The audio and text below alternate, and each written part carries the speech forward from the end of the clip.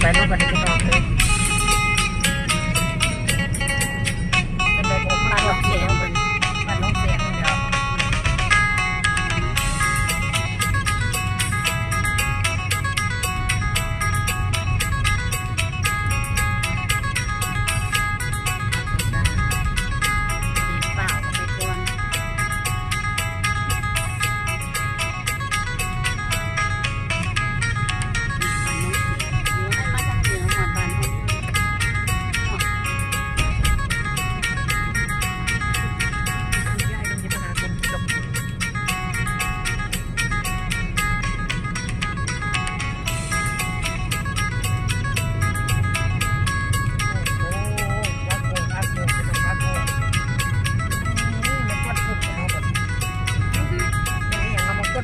ดากจะน้องบันนี้น้องเลยมันดากปีปีมันดากดำจะน้องวันนี้มันดากดำเลยโอ้ดากคงเลย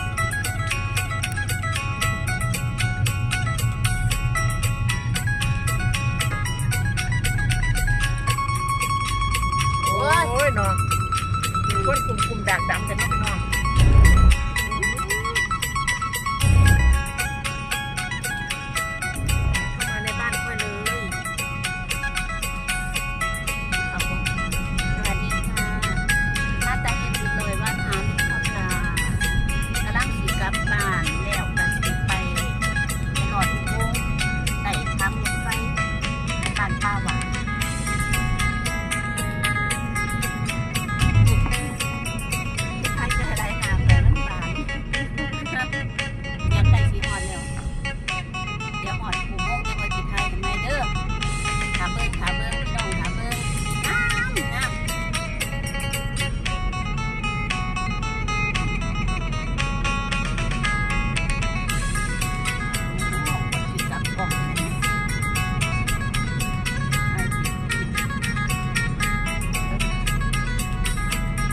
ป้าหวายแล้วเขาเป็นบ้านป้าหวายเดี๋ยวมันเป็น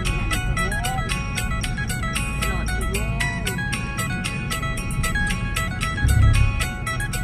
เอาเข้ามาทางนี้ก็หอดเดียวแค่เอาแล้วมันหย่อนมาที่หรอเนาะอันตัวคนยังใหญ่กลับไปข้างอื่นบ้านเด็กเมืองมาสอดเด็กใจตัวนั้นโค้งเลาะไปเลาะมากกับโค้งยังอลามงามมาผุดออกไปนอกเสาอย่างเขาดอกข้างหวงหลัง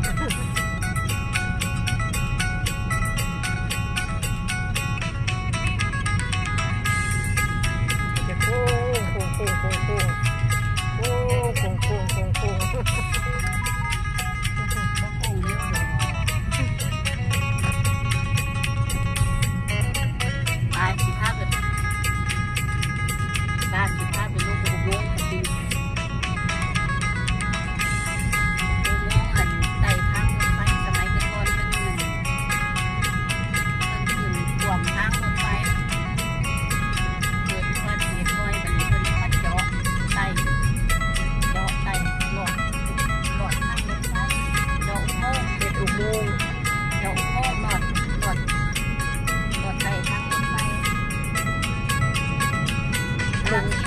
กำลังกินลงอุโมงค์แล้วนะคะจะลงอุโมงค์แล้วนะคะ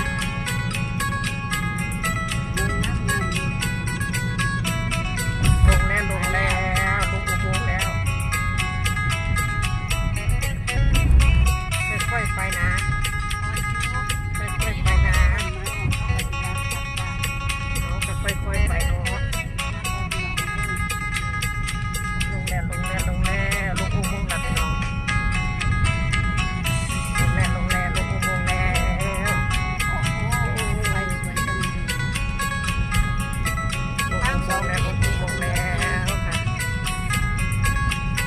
การจะขึ้นอุโมงค์กำลังจะขึ้นอุโมงค์แล้วกำลังจะรอดพ้นแล้วคือจะได้ว่าเสียน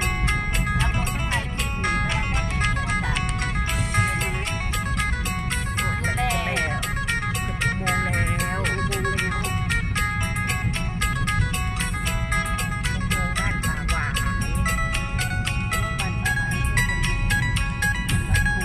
ไปในทุก แล้วบัดนี้มาหอดปลาไหวแล้วบ่หลงแล้ว ถึงบ้านเราแล้ว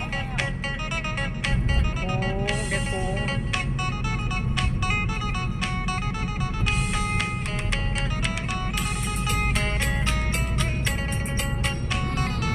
ผัดหอดเดียวเพิ่นจำฟองออกมากับบ่ได้แบบนี้ มาหอดเดี่ยวมาปีดเดี๋ยวก็จำได้ว่าบ้านน้องแสงนี่หอดบ้านน้องแสงก็จำได้เลยว่าเป็น ฝ่ายบัวลายยังเคยจำได้ เมืองหลักกิโล เฮ็ดฝ่ายบัวไงฝ่ายบัวลายเคยจำได้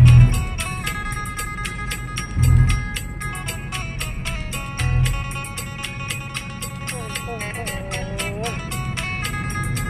โชเฟอร์ผู้จักโค้งได้คอยบอกโค้งโชเฟอร์ได้พี่น้องมึงคนเฮ็ดไอ้กันไล่ๆนั่นก็งามเรื่องงามเลยเนาะไอ้เรื่องเลี้ยงนั่นแหม่เฮ็ดมันโค้งไว้นั่นแหม่โค้งกับกองไว้หลุดยาง ได้หน่อยเดียว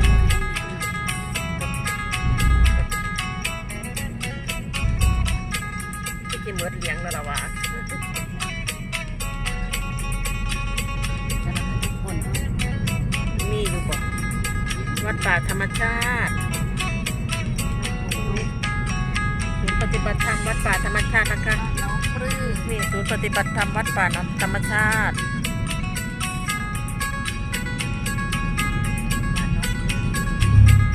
หอดบ้านน้องปืนแล้วก็จิกะจิหอดวันใหญ่ใจจิหอดวันใหญ่แล้วพี่น้องจ๋า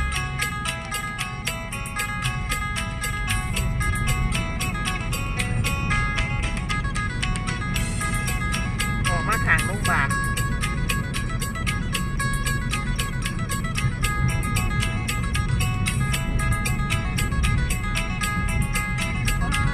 ดอกดาวเรียนท่านตะวันเนี่ยก็นั่นน่ะ ดอกจาน ดอกไอ้ท่านตะวัน ทางตะวันติดที่บ้านน้อง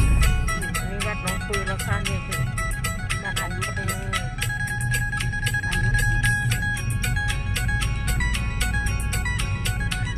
ทางแยกนะคะทางแยก น้องปลื้มหลังโรงพยาบาลเลยอ่ะ ใช่อันนี้ย่าโมจำลองอยู่ที่บ้านน้องปือ